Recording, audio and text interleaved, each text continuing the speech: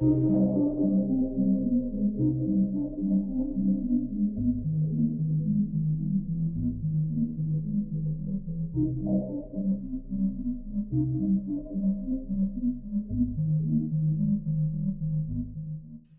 ghosties. You're listening to Not My Ghost. Not My Problem. I'm Kelly. And I'm Jen.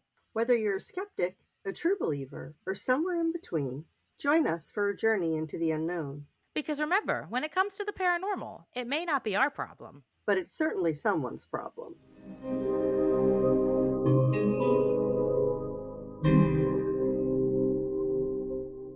Have you ever seen a shadow linger in the corner of your eye, seen a flashing light dart across the sky? Have you ever wished upon a candle to make your wish come true? I'm sure you've told a haunted tale or two. Are you interested in learning the pagan ways, witchcraft, grimoires, candles await? Have you ever seen the living dead and stood still instead of fled? Cryptics are fun, but the universe has our eye. The stars align, shows us our signs, and we're here to discuss the divine. Welcome to Moon Brews, a supernatural podcast, hosted by yours truly, Haley.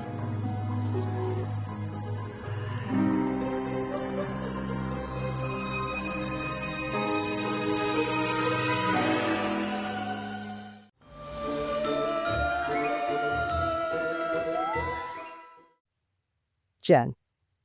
Kelly. Did you or did you not have the best damn time recording with Lilith Tsar for last week's episode? I had the best time ever. It was amazing. I'm still starstruck that we had her on the podcast. I don't have words, which is rare for me. Now, I know that you like Lilith Tsar now. Yes. But I have known Lilith Tsar since she was in Automatic Love Letter with her solo career as Juliet Sims and through her transition of the death of Juliet Sims into the creation of Lilith Tsar. And Lilith Tsar was on my fucking podcast, Jen. Do you know that? I do. I was there. Me. I'm fucking literally nobody. You're someone to me. Yeah, but not to the world, right? Yet. Yet. And Lilith Tsar was on our, and here's the thing. It wasn't even my idea, it was hers. She invited herself, which just amazing. When I had that video call with her and she said, "Hey, I should be on your podcast." And I was like, "Oh yeah, that would be great." I'm trying to stay calm and cool the whole time. And then I ended that call and I was like, "What the fuck just happened? Is Lilith Tsar going to be on my fucking podcast?" And I FaceTimed you. You did. Immediately. Yeah. And I told Nick, I'm like, I can't fucking believe it. Lilith Tsar's going to be on my damn podcast. Lilith Tsar was on our damn podcast. Yes, she was. And she is funny and she is smart and she is fucking amazing and entertaining and the total package. Yes. Beautiful. Beautiful. Gorgeous. Oh my gosh. Yeah. I think the hardest part about it was keeping the secret. It was. Which technically we're still doing. Yeah. Because we're recording this early. Yeah, we can now talk about it on this episode. But it's so hard. I just wanted to tell everyone.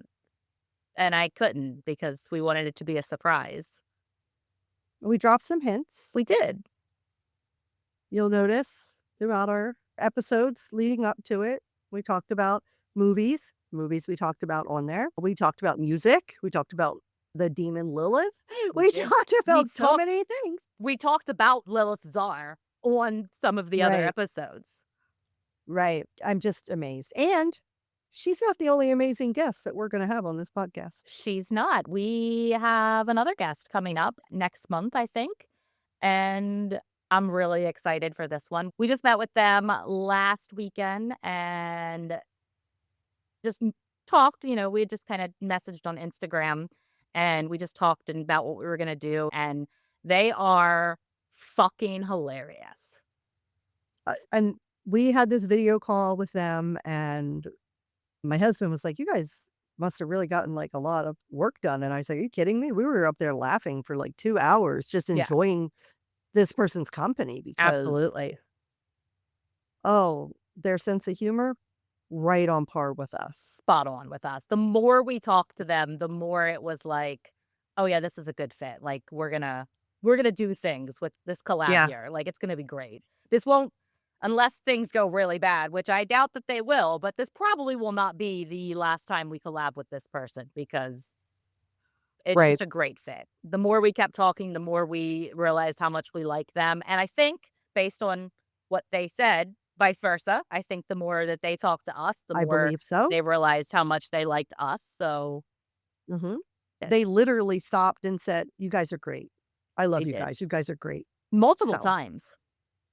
yeah. Yeah. And we did the same to them. Yeah. Yeah. Just so So excited. look forward to that, everyone, because we're not going to tell you who that is either. No, big things are happening for us. They are. They are. Well, welcome to Welcome. our scripted, unscripted banter, and Yes. I have a question for you, Kelly. Okay. If you could invent a companion that lived entirely in your imagination, what traits would it have? And a companion that lives in my imagination, what Mhm. traits would it have? I think it would just be you. Aw. I think, like, because your traits, like, you're funny. I need that. You're smart. I admire that. You're talented. I admire that. You're gonna make me cry. You you have a way of speaking to my anxiety that helps calm my anxiety. I think you're logical. Tell that to my anxiety. Like, if I was going like, my companion would be somebody to help me, process the world, and you fulfill that role.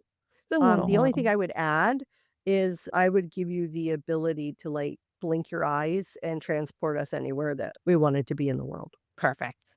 That Yeah. sounds like a great time. And my answer, I didn't realize until you started talking, but is kind of the same thing. When I was when I was thinking about this question, I was like, "Oh yeah, I would have someone who was funny, could make me laugh, could calm down my anxiety, would be supportive for me." And I was just listing out all of those traits, but after you said your answer, I'm like, "Oh yeah, no, that's Kelly." So, yeah, you as well. Isn't I that would great? In our wildest imaginations, we would invent each other. boy, it's so sweet. That's why we're best friends. It is. It I is. would the one trait I would add, though, is a photographic memory for my companion, because I feel like you could do so much with that, like, you could be really smart about things, trivia, remember smaller details, like, I would love Yeah. that. You'd probably win, like, a lot of trivia Oh, competitions. yeah. You go on Jeopardy! I Oh could my go on gosh. Jeopardy. Yeah. That'd be fun. Win all that money. That'd be Yeah, great. would be. I'd put it all into the podcast. And then you'll win all the money so that when you in my imagination blink your eyes and we end up somewhere in Fiji, we Oh, have the yeah. money to pay for that Absol trip. Yeah. absolutely, for sure. Win-win. I love it. Well, we'll see if we still love that concept after today's episode. Oh, no. In today's episode, we're stepping into the realm where imagination doesn't just stay in the mind. We're exploring tulpas, entities born entirely from thought, belief, and focused intention, yet capable of feeling, thinking, and even acting independently. From Tibetan monks practicing advanced meditation to modern online communities of Tulpamancers, these mental companions have fascinated, comforted, and sometimes unnerved those who create them. So grab your meditation cushion, a notebook, and your most persistent intrusive thought, and prepare to wander into the shadowy realm of Tulpas, where your ideas might just start thinking back. Ooh, well, that's weird. Yeah, uh, uh, this is an unusual one. But We've heard first, about this before, right? Like, yes. you and I? Okay. Yeah. All Yeah, right. I'm we not gonna have. say anything because I'm sure you're going to address it in the episode, so But first, I have facts. And our facts are about meditation, because as you'll learn, that's kind of where this whole thing started. 'kay. So, Tamo, or inner fire meditation, is an advanced practice used by Himalayan monks to raise body temperatures in freezing conditions, literally allowing them to survive in sub zero temperatures in thin clothing. That's wild. Insane. And we obviously know that the hikers that were involved in the Datlov Pass incident did not practice this form of meditation. Clearly. Next fact is many Native American and shamanic traditions use rhythmic drumming, chanting, or repetitive movements to enter trance like states where the mind becomes highly receptive. Practitioners report that during these altered states, spirits, spirit guides, or helper entities can appear. I mean, it makes sense when I think about Native Americans Mhm. and just what I know about their, like, traditions and stuff. I don't know a lot about it, but, you know. Yeah, I mean, I've heard that just in general meditation too, that things like that can happen. So makes sense. Um, yeah, I guess. I don't really like, when I meditate, which I'm terrible at, but it is a muscle that you Same. have to exercise.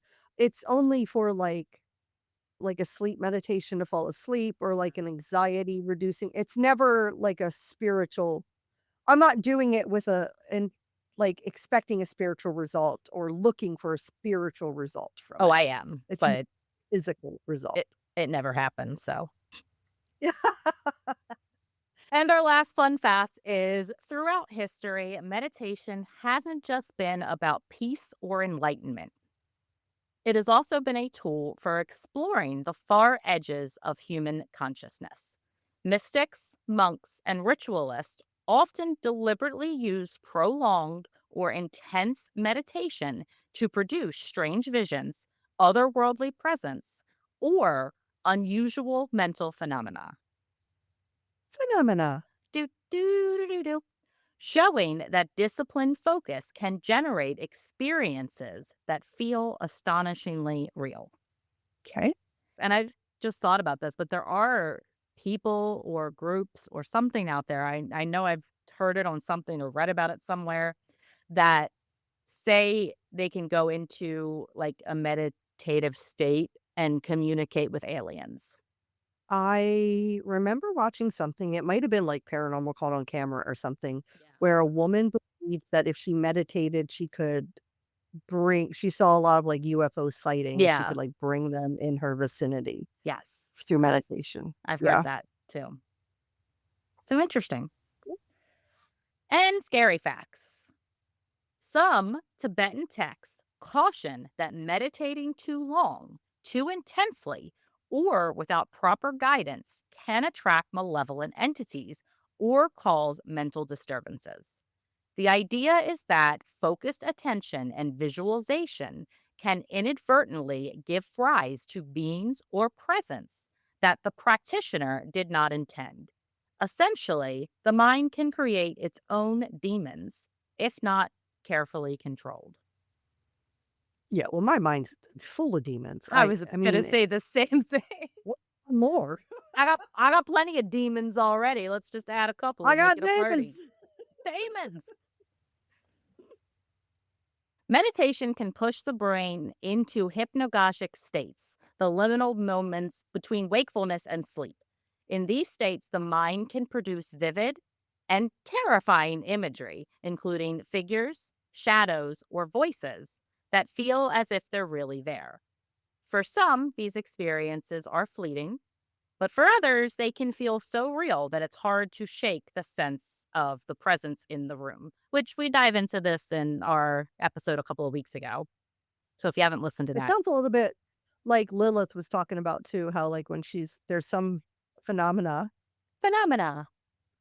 do, do, do, do, do, that when you're, like, getting ready to fall asleep, like, you can hear somebody, like, say your name Yeah. or, like, clap or something, and it's like it's explained through the brain. It's Right. not like a paranormal thing, but it sounds Or like it would be similar to that. or so they say. I don't know. I feel like if they can map it in the brain, they can map it in the brain. And my last fact is prolonged or unguided meditation has sometimes been linked to temporary psychosis, dissociation, or severe anxiety episodes. Pushing consciousness to its limits without proper training or support can lead to experiences where the boundary between self and imagined entities blur, making the mind create autonomous seeming beings or sensations that are disturbing and disorienting. Prolonged, unguided meditation has been linked to temporary psychosis, dissociation, and severe anxiety episodes. I did not know that I was living in a prolonged, unguided meditative state. Same, apparently. Apparently, that's all this is. Well, we learned something new about ourselves today. We did. We're prolonged meditating, apparently. Been Yes. doing it for years. Kelly, what is a tulpa? What? Well, in short, it's a tulpa. Oh, fuck off. You know I Fuck gotta I off. gotta call back to that whenever I can. I want you to fuck all the way off. And when you arrive, I want you to take a left and fuck all the way off again. I don't what But I love episode you. I don't even remember what episode that was. Well, I don't know what we were Maybe talking about. I did one on, like, haunted books or cursed books or something. It was probably that one. Might have been that Because one, I think, yeah. like, a book is a book or something. I don't know. Yeah, yeah. Well, in short, it's a book. Yeah, I think that was it. If you don't know what we're talking about, Go listen to all of our episodes, find it, and then comment below which episode it was in. exactly. Thank you. Well, a tulpa is what many traditions and modern communities call a thought form, which is an entity created not by nature, spirits, or the afterlife, but by the sheer power of imagination, belief, and focused intention. In simple terms, it's a being that begins in the mind, but doesn't always stay there. People who work with or claim to have experienced tulpas often describe them as autonomous and self aware. They are not just daydream characters that are under your control. A tulpa can feel like it has its own personality, its own opinions, and sometimes even its own will. Some creators even report that their tulpas have surprised them, acting in ways that they have never imagined that they could. So a tulpa is what the one psychic said where we were talking about some of the activity in the house and that I saw that, like, shadowy thing. Yeah. She believed that I think the way she phrased it, it was my inner child that I have, like, divorced myself from Yeah. almost. And Yeah. now it's, like, manifesting outwardly, Yeah. and it's, like, responsible for some of the paranormal activity in the house. It's that shadow form that I saw that surprised me, like that just said can surprise you. Yeah. Uh, but that it's responsible for some of the activity and stuff in the house. So that's just interesting that Yeah, that's the first I had heard of a tulpa when we had talked to that psychic. And yeah. it's definitely interesting from my research, and you'll kind of understand. I'm more under the belief that like the tulpa specific is like something people intentionally create, but I think that there's I obviously ways know that unintentional things can happen as well. I'll tell you this, when she told me that, it didn't feel true in Yeah. I feel like when you hear the truth, you know it, right? Like, I feel like that's one thing that people like, if somebody says something, even if it's boom, outside, somewhere in you, you know it. Yeah. And it didn't ring true to me when she said it. Yeah. Now, I'm not saying that I mean, it's a completely possible theory that she could have had. I just don't know that it fit for my situation. Yeah, that's fair. So if you think that this whole idea of tulpas sounds a little abstract, think of it this way. We already accept that children create imaginary friends, and many adults talk to inner voices or mental companions. Apparently, Kelly and I talk to each other to work through their problems. And in the digital age, we even build AI chatbots and virtual assistants that can hold conversations that feel oddly lifelike. Yeah. Like AI is getting scary sometimes. Like I have the Chat GPT app on my phone and they've got like the talking now where you can like talk to it and it does not sound like an AI voice talking back.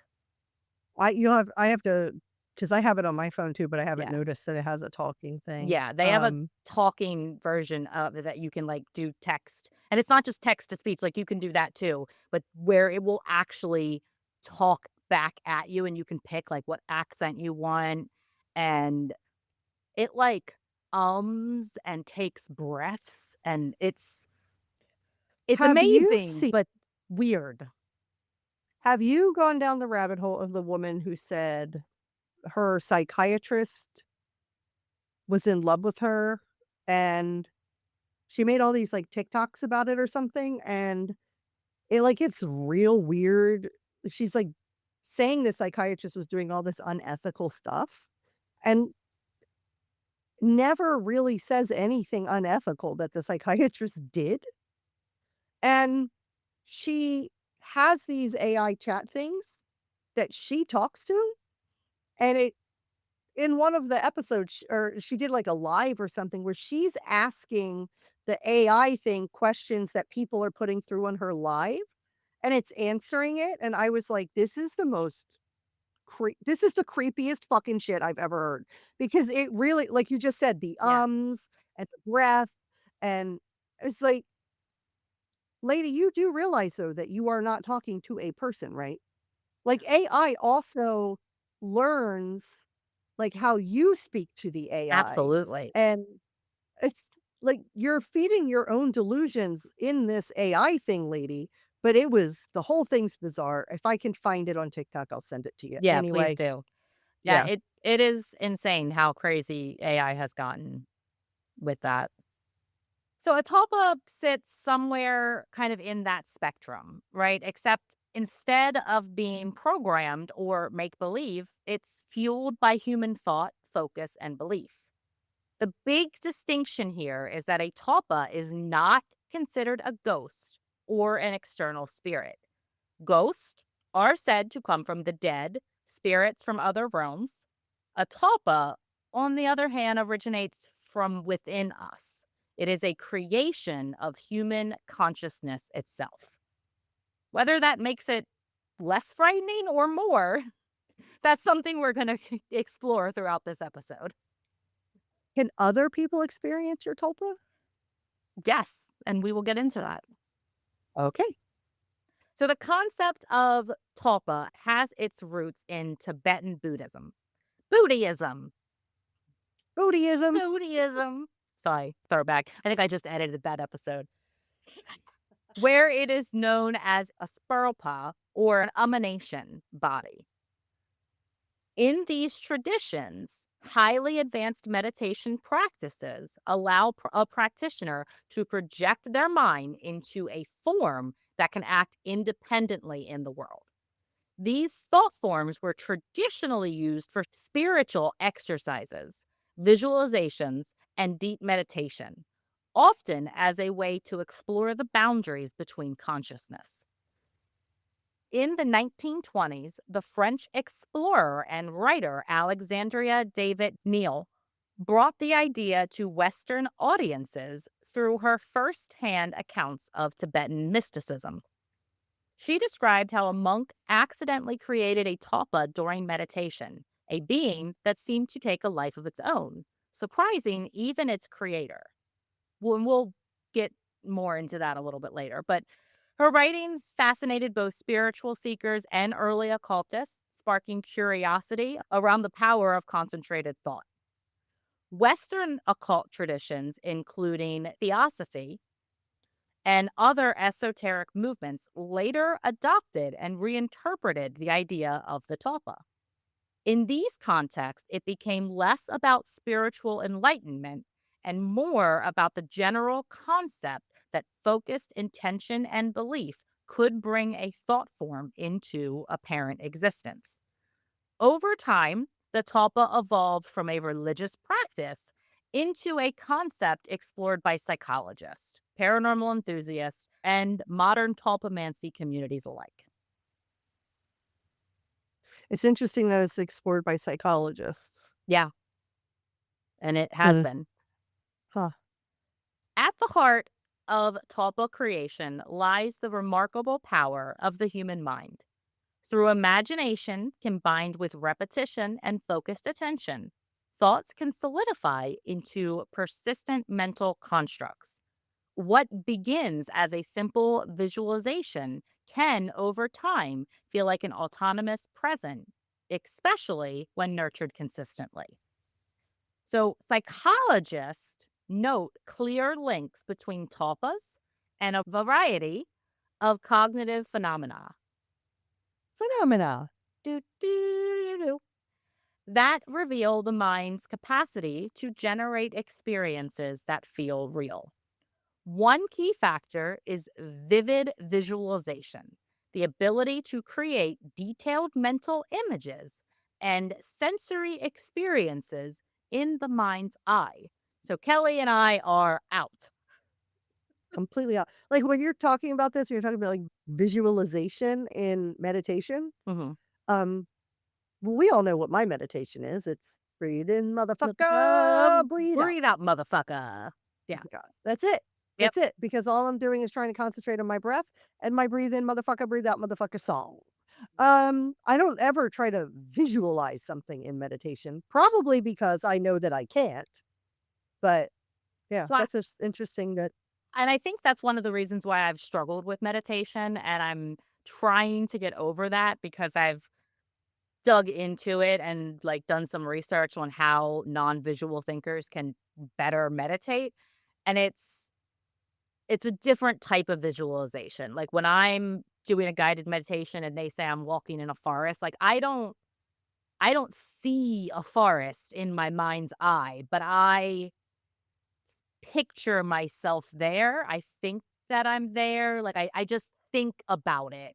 And I like say the things to myself like, "Oh, I hear birds chirping." And, "Oh, there the grass is green and there's a waterfall over there and I can hear the water hitting the rocks and I see a fish." So that's kind right, of yeah. how I visualize, which I think helps with my never being able to turn my internal monologue off because I'm internalizing my perceived visualization. I don't know. It makes sense in my brain. It probably doesn't make sense to any of you, but that's Well, fine. you're blowing my mind in this that meditation is ever about visualization of something. Because it's to me, it's that's never been anything that it's been about. Yeah. Well, you haven't Again, done probably because I can't do it. yeah, and you haven't really tried like the spiritual meditation, which is all about No. like the last one. I know we've talked about like past lives on here and how much I want to do like a past lives regression. So I've tried some meditation, and the one that finally like made me dig into how I can be better at this because I'm not a visual thinker was whatever the meditation was. I was in a library and I was supposed to open up a book, and in the book I was supposed to see like pictures of my past life, and I nothing like so I Of kinda dug course, into because that, and yeah. it was like, when you can't visualize it, you think about what you're seeing, and in those instances, you're supposed to kind of let your mind naturally come up with something, and that's supposed to like, you're just That just supposed to sounds a kind of lot take like thinking to me. take your intuition as to, like, what's the first thing you think of, like, what popped into your head right at that moment, and but that's really See, hard to I would do just when you overthink everything because 'cause I'm like, "Well, did that pop into my head or did I just think of that?" So I it's would tough. never think of that as anything other than my imagination. Yeah. But I don't know how I could separate that. Like, yeah, that thought popped in my head because it's in my head because my brain is working. counterpoint, someone who is very intuitive like you do have random thoughts that pop into your head that actually mean something. That's true, I do. But I guess because okay, I was gonna say it never happens, like, I'm never trying to make it happen. But that's probably why, because I never try to make it happen, it's probably never I don't know. I just feel like if I'm thinking about it too much, it's just gonna be a thought.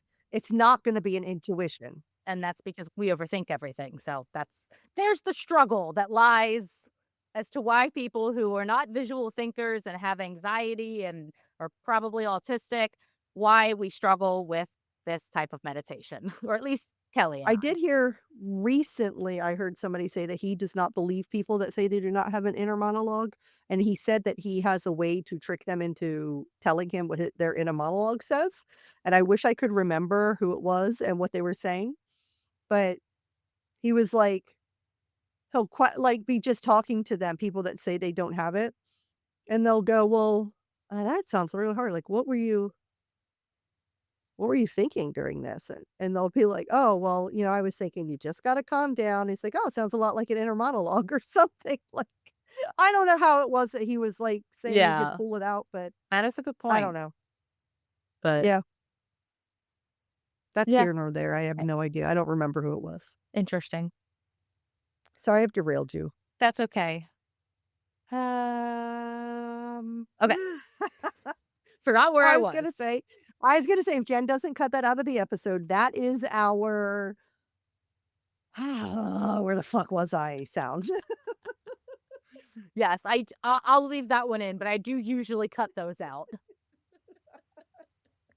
People who naturally visualize well or who practice intense visualization techniques, which I need those techniques apparently, are more Yeah. likely to experience their imagined entities as autonomous or lifelike. In essence, tulpas sit at the intersection of imagination, attention, and consciousness, a living example of how powerful our minds can truly be. For some, this is exhilarating or comforting, but for others, it can be unsettling, as the tulpa may develop traits, opinions, or behaviors that surprise or challenge their creator. Some researchers consider tulpas a form of self induced hallucinations, arising from the mind's ability to generate realistic sensory and emotional experiences internally. However, they can also have a practical or therapeutic aspect. For some, creating a tulpa serves as a coping mechanism, a companion during periods of loneliness, or a way to compartmentalize different aspects of the self. In these cases, the tulpa is not just a mental trick, but it's a tool that interacts with cognition and emotion in meaningful ways. So I can kinda see how this would be, like, related to my imaginary friend when I was a kid, Yeah. right? My dad's drinking wasn't necessarily well, actually, this is around the time my dad's drinking got worse, and then my mother wasn't particularly a intuitive, warm, loving You don't now, say. I will say, she had a lot going on with my fucking father. That doesn't mean my needs deserved to be neglected, but even outside of all of that, she's never been a very warm and, Yeah. like, intuitive, like, in tune with your child's needs type of mother. So, it makes sense that I could have created this imaginary friend as that companion that I needed, Yeah. I agree. um, as And a I, child, because I I, was an only child as well, so I didn't yeah. even have siblings. I kind of look at it too as, I mean, obviously not in the extent of where I think I'm creating an external thought form, but kind of like one of the things that some therapists will tell you is to give your inner voice like a different personality. I know we've talked about that before on the podcast too. And one thing that I have recently started doing when I notice that I say something bad about myself, I will respond out loud because I live alone and I'm crazy in the voice that I do for Ellie, and I will respond about the negative thing I said about myself in Ellie's voice as what Ellie would say to me, because that Oh, makes okay. me feel better. Like if I say, "Oh, I'm just a dumb piece of shit. I can't believe I fucking did that." I then immediately go, "Oh, mom, you're not a dumb piece of shit. I love you. I think you're pretty amazing. And I think maybe you were just a little bit stressed out." And that That's makes me great. feel better. Yeah. I think of those thoughts as like a frat boy, Yeah.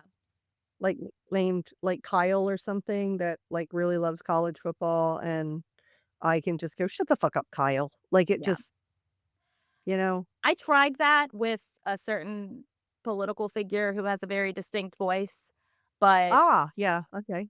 I just found that that wasn't really working for me because I don't want that voice in my head ever. So then I switched to the Ellie voice where she's saying good things about me. So yes, I am saying the bad thing, but then Ellie makes me feel better. So it's kind of the story of my Yeah, life. that's great. Yeah, it Yeah. works. It works for me. Well, in recent decades, tulpas have moved from the esoteric writings into the digital age, where online communities of tulpamancers actively explore and share their experiences. These groups, often found on Reddit, because we love Reddit, have dedicated forums and social media, and they're made for people who intentionally create tulpas as companions, guides, or even creative collaborators. The creation process in these communities often involves meditation, detailed narration, and a practice called forcing, which is sustained attention and interaction with Tulpa over time. Through these techniques, a thought form gradually develops distinct characteristics, preferences, and behaviors, often appearing to operate independently of its creator. Members of these communities report a range of benefits. Talpas can provide companionship, help with mental health challenges, encourage creativity, and even act as a sounding board for decision making. For some, a Talpa becomes a trusted friend that exists entirely in the mind but feels emotionally real. However, there are also risks.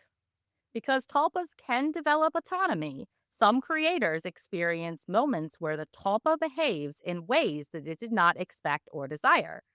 In rare cases, this can feel intrusive, disruptive, or even unsettling. Communities often stress the importance of mental preparedness, boundaries, not so good at that, and self awareness when engaging in tulpamancy to minimize the risk. It does sound like it's definitely something that is intentional. So it Yeah. really is feeling like that inner child thing is not. Yeah, I agree. So there are such things as collective tulpas, and that is a thought form that has been created and sustained by the belief, attention, and imagination of a group of people rather than a single individual. And one perfect example of this is Slenderman. I was just gonna say, is this like how they're saying Slender Man Mhm. came? Originally, Slenderman was created in 2009 on the Something Awful forums as part of a Photoshop contest. Slenderman started as a fictional, creepy figure, tall, faceless, in a suit. Y'all know what Slenderman looks like. But over time, the creature took on a life of its own. Fans wrote stories, created artwork, and made videos, and even staged rituals around Slenderman, treating him as if he were real. This communal attention transformed him from a single person's creation into a modern digital tulpa, a being that existed in the collective imagination and, in some cases, influenced real world behavior. The Slender Man case illustrates how a thought form can gain perceived autonomy when belief and attention are shared across the community, even impacting people who weren't part of the original creation. In the original Nightmare on Elm Street movies, Hmm. I'm beginning to wonder if Freddy Krueger isn't a tulpa.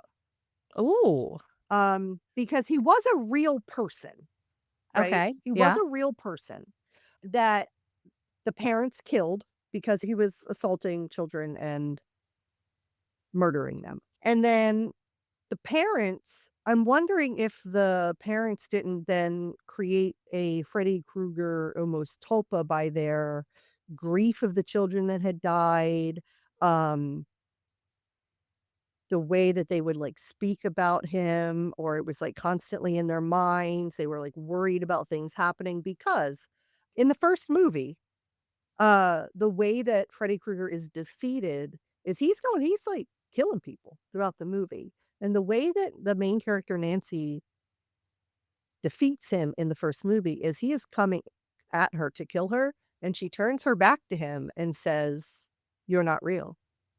Mm. You're not real."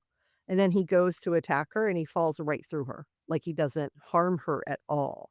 So I'm wondering if,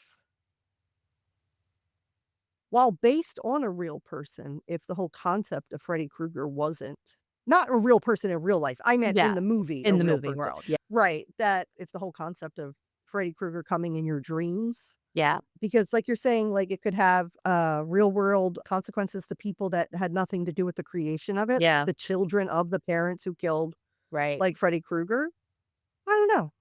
Just interesting. That is interesting. And that just made me think because I just watched this movie yesterday, but similar kind of thought process with The Babadook. So the Babadook, in my opinion, And if you haven't seen it, you can is fast forward like a minute. right. So there's no spoilers.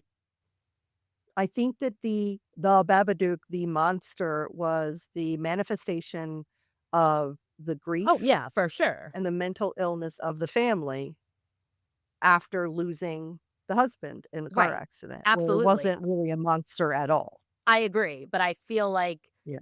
in the sense of the the grief manifesting as an actual monster is kind of like making a tulpa. Tulpa-ish. Right. It's Yeah. tulpa-ish. Like they manifested this being because of their grief. Yeah. Yeah. Yeah. I agree. Yeah. That was an interesting movie. Yeah. The, overall, I enjoyed it, but there were some weird parts in it, like certain animals getting harmed Yeah. that Kelly I saw the didn't movie in, like warn me about. I saw the movie in 2020. I don't remember every detail of the movie. That was a pretty big detail, Kelly. Yeah, I don't remember it. Yeah. I was also losing my goddamn mind during this time period, too. I don't care. Well, no, I was kind of pulling out of it a little bit at that time. I was still going through a lot. Doesn't matter. You let me down. Okay. Good.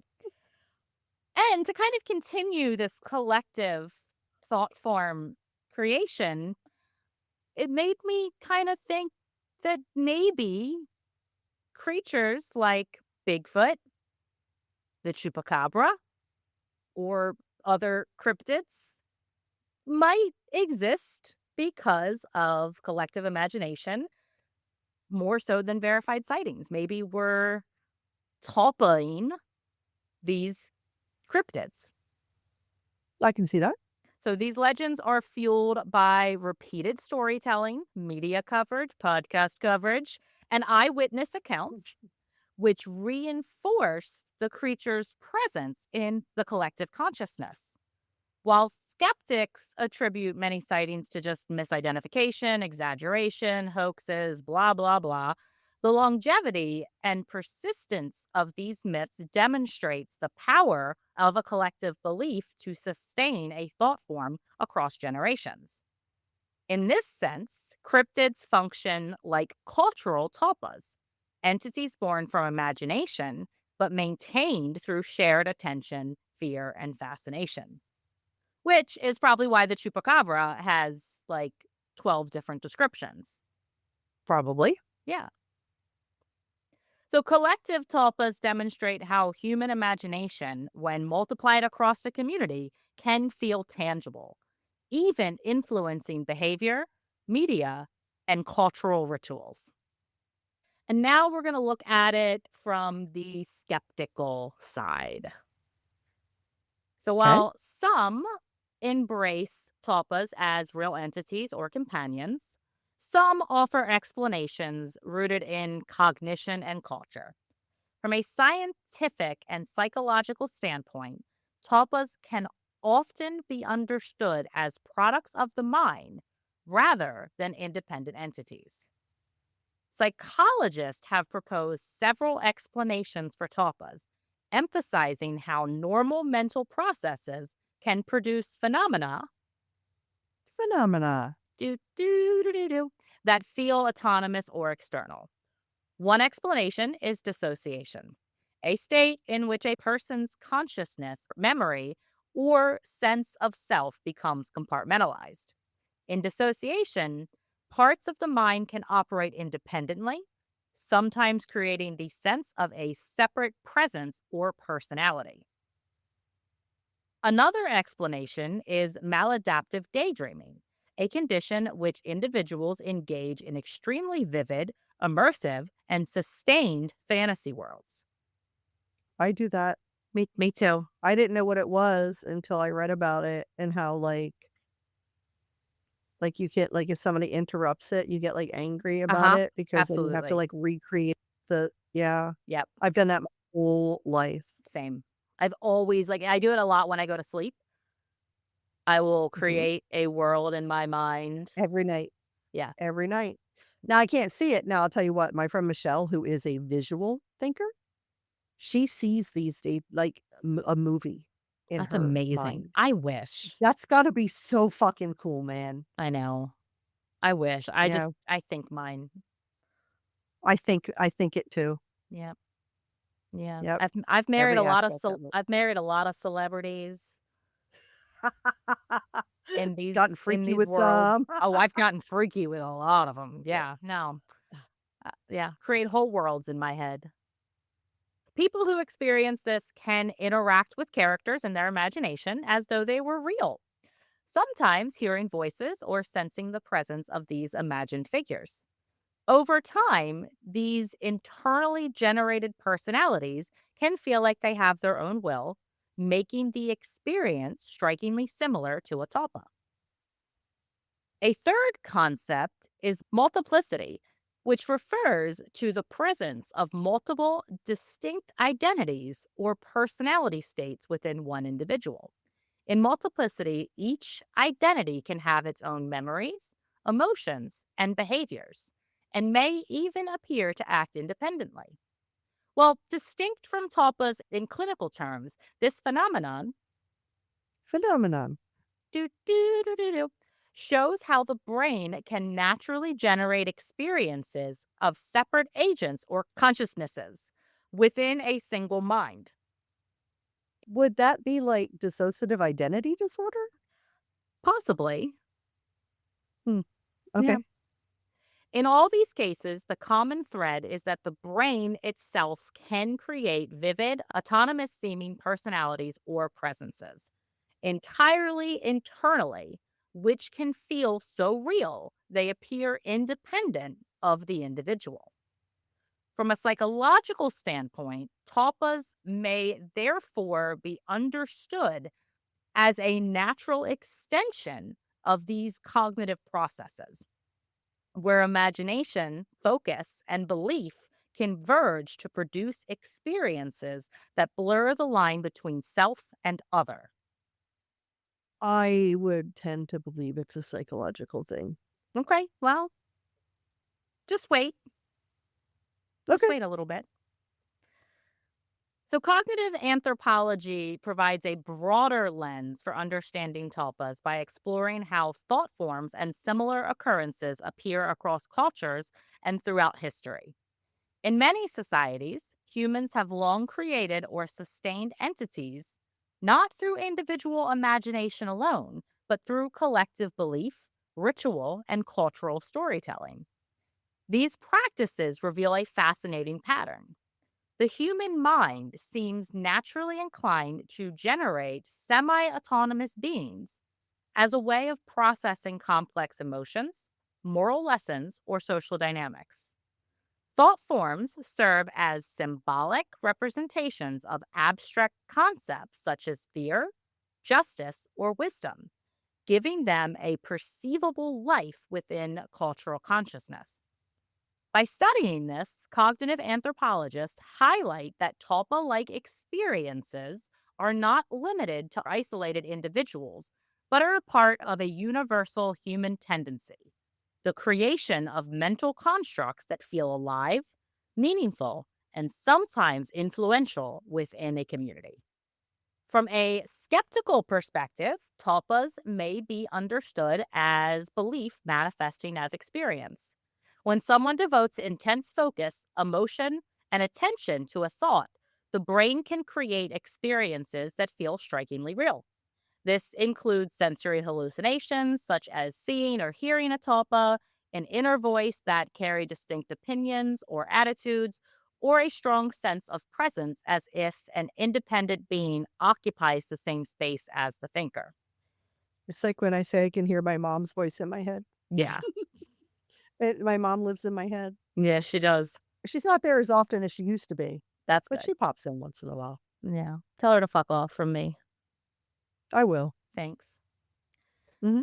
Skeptics argue that these experiences, while compelling, are fundamentally products of human cognition, rather than evidence of a supernatural or external entity. The brain is highly adept at generating realistic mental simulations, especially when reinforced by expectation, repetition, and emotional investment. This means that even seemingly autonomous behaviors or surprising responses from a tulpa can be explained as a subconscious pattern, self dialogue, or the brain filling in gaps in perception. In this light, tulpas are not dismissed as unimportant. They remain psychologically real and impactful, but they are viewed as internal rather than independent creatures. Skeptical explanations highlight the incredible power of a human imagination while emphasizing that autonomy of a tulpa arises from the mind itself rather than any external force or mystical influence. Okay. Sounds like what I would think, but Okay, we're gonna wait. we're going to dive into some real life experiences, some real life stories. Righty. So, across history and into modern times, there are intriguing stories of tulpas that appear to act independently, sometimes unsettling. As I mentioned earlier, Alexandra David-Néel gives one of the earliest documented accounts of a tulpa. French explorer and writer who studied Tibetan mysticism in the 1920s. She describes how a monk accidentally created a tulpa during meditation, a being that appeared to act independently and unexpectedly, surprising even its creator. In her writings, she also experimented herself, visualizing a playful monk like figure that reportedly manifested in ways that others could actually perceive. While fascinating, she noted that the tulpa could grow unpredictable, illustrating the potentially unsettling autonomy of these thought forms. Okay. So she's describing how it happened to a monk hmm And then she created one herself of a monk. of a monk. Okay. Yeah. Okay. Then there is the Philip experiment. Ooh. Have you ever heard of a Philip experiment? No, but it's gotta be good It's great. Well, or terrifying. maybe a little bit of both. We'll one day probably do a whole deep dive into the Philip experiment because it's fascinating. Okay. This was conducted in 1972 by the Toronto Society for Psychical Research. The group created an entirely fictional character named Philip, giving him a detailed backstory and then focusing collective attention on him during seances. Over time, participants reported table raps, movements, and other occurrences seemingly caused by Philip, though he had never actually existed. Could this Is there like a parallel between this tulpas and like poltergeist activity? Yeah, we're gonna get to that. Oh, okay. Yeah. Okay. Spoilers, Kelly. Spoilers. Sorry, I was just wondering. Because like you're saying, like, movements and table Yeah. wraps and, like, that just reminded me of, like, Poltergeist. poltergeist Yeah, activity.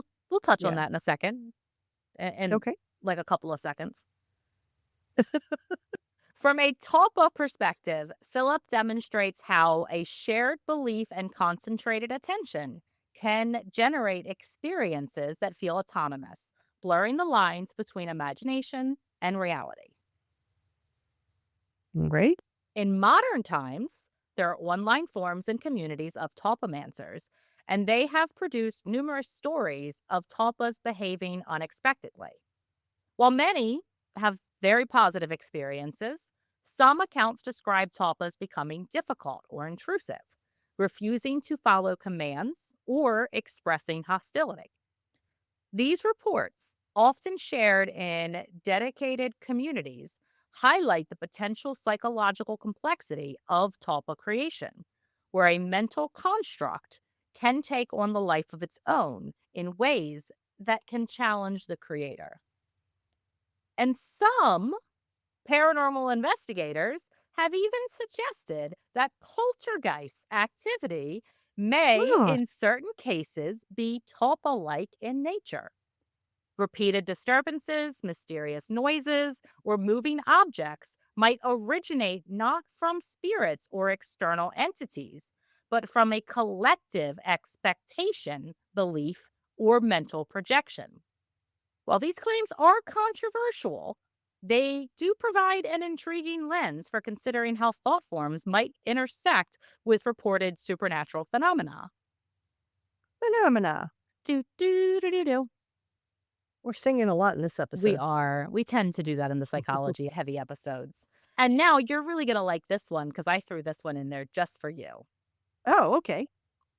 Some researchers and thinkers have suggested that gods, spirits, and divine figures might be considered a form of a collective tulpa, I believe it. entities sustained by the attention, belief, and devotion of their followers. I believe it. Me too. The more I was researching this episode, I was like, huh, what about God? And then I dug Mhm. into it.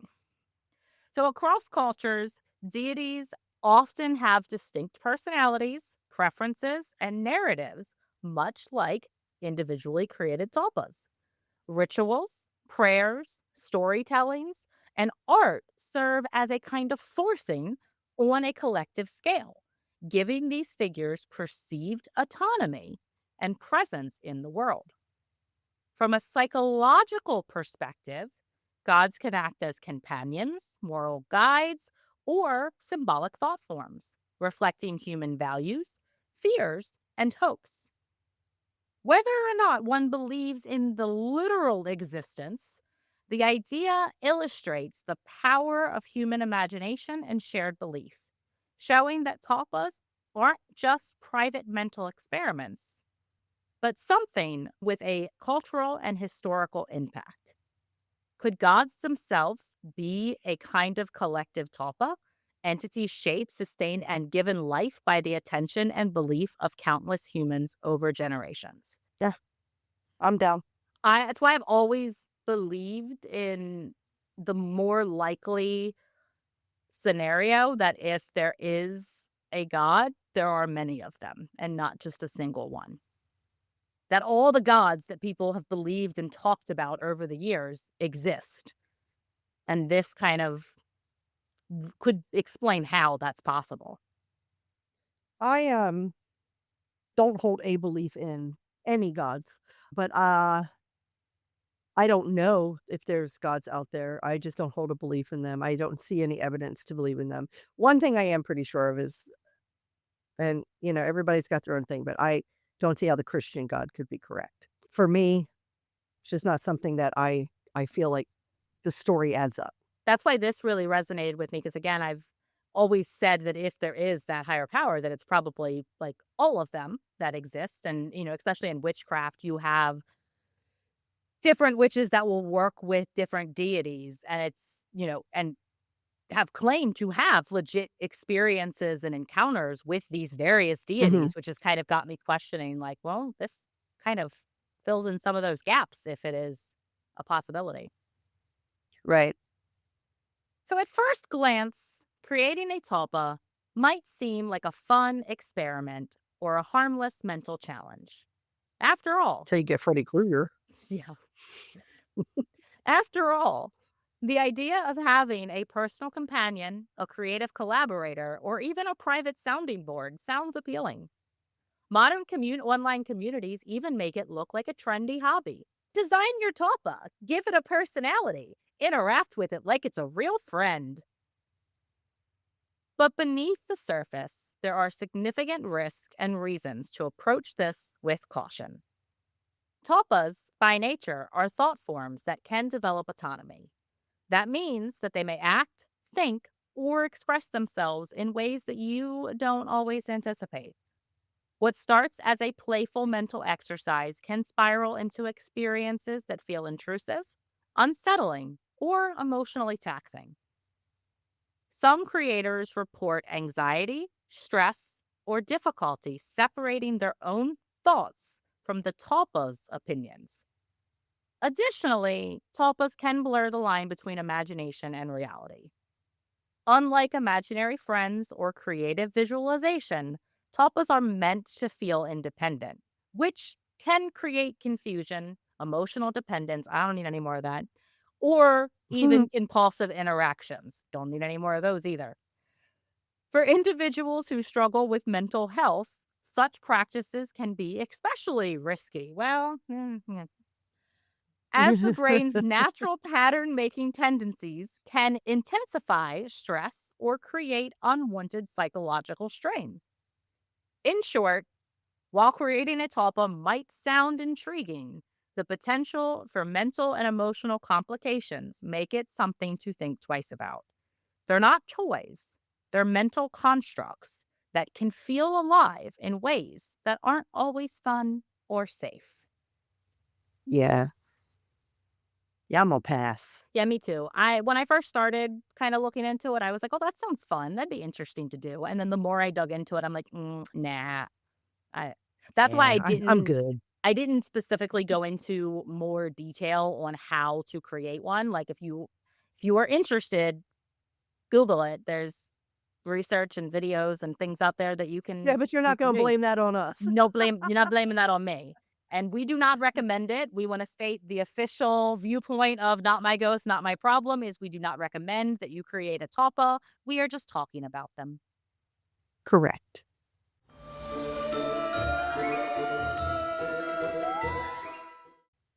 And that brings us to the end of this episode about tulpas.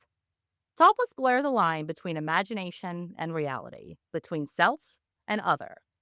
Whether viewed through psychology, culture, or the paranormal, they remind us of the incredible power of the human mind, and that sometimes our creations can surprise even us.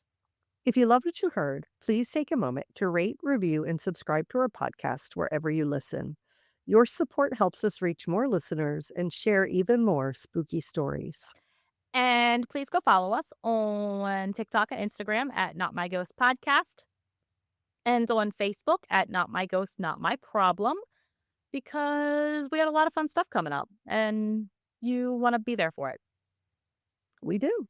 If you want even more ghostly content, consider joining our Patreon at patreon.com/notmyghost, We have some fantastic exclusive perks for our supporters.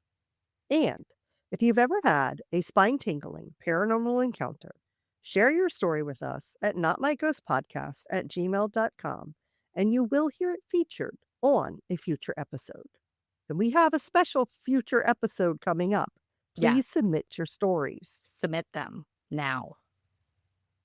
Thank you for joining us on this mind bending exploration of tulpas and imagination. Remember, as you traverse the borderlands between belief and reality, keep this in mind. If it's not your ghost, it's not your problem. until next time, stay spooky. And stay skeptical.